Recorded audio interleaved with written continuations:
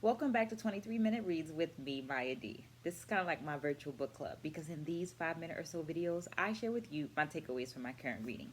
Right now, that is The Dance Claimed Me.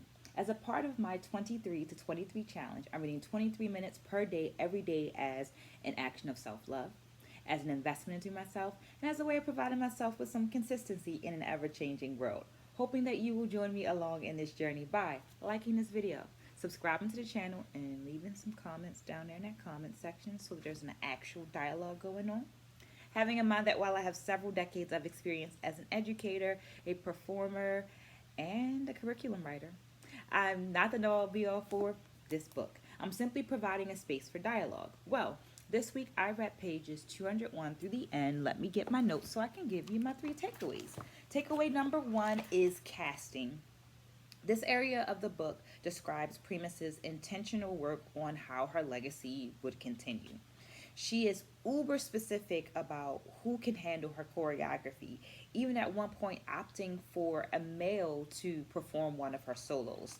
In my own teaching experience, this idea of how to cast and who gets casted continues to come up. And one of the things that I've noticed in more present times is my students being hypersensitive to how they are casted and asking questions like, or questioning, um, do they have the right to play specific roles? And Pearl seems to, sorry, Dr. Primus, Mama Pearl Primus, Mama Dr. Pearl Primus, seems to take an approach of looking at the technique versus looking at the container, the body. Looking at the technique of the body that's performing rather than what that body looks like. Which I feel kind of harkens back to that Strange Fruit solo, in that when we evaluate the context of Strange Fruit, the person that we see dancing is, in fact, supposed to be a white woman that is reacting to the lynching of a black person and questioning how something this unjust could have happened, which takes me to takeaway number two, because Strange Fruit is very much a part of Dr. Primus's legacy. In reading this book,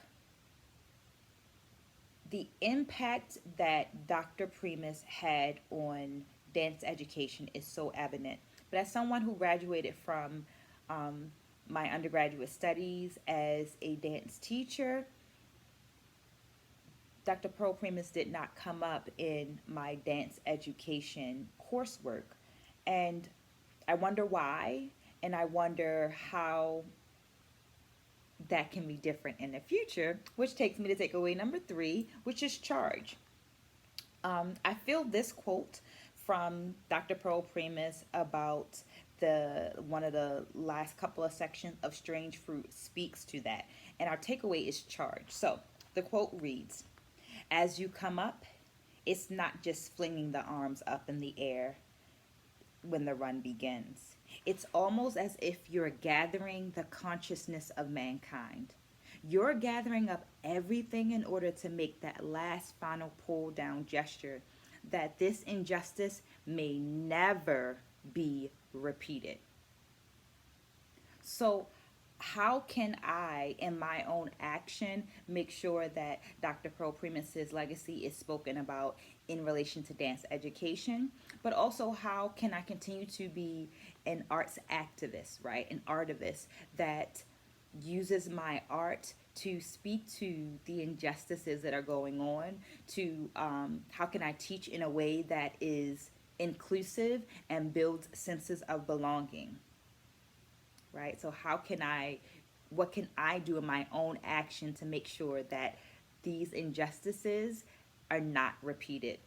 But something that I will repeat is my gratitude that you stayed to the end of this video, that you watch these videos, that you're commenting down in those comment sections. And remember to like, remember to comment, remember to spread the word about this virtual book club. Stay blessed, spread a good word, And I'll see you again next week with a new book.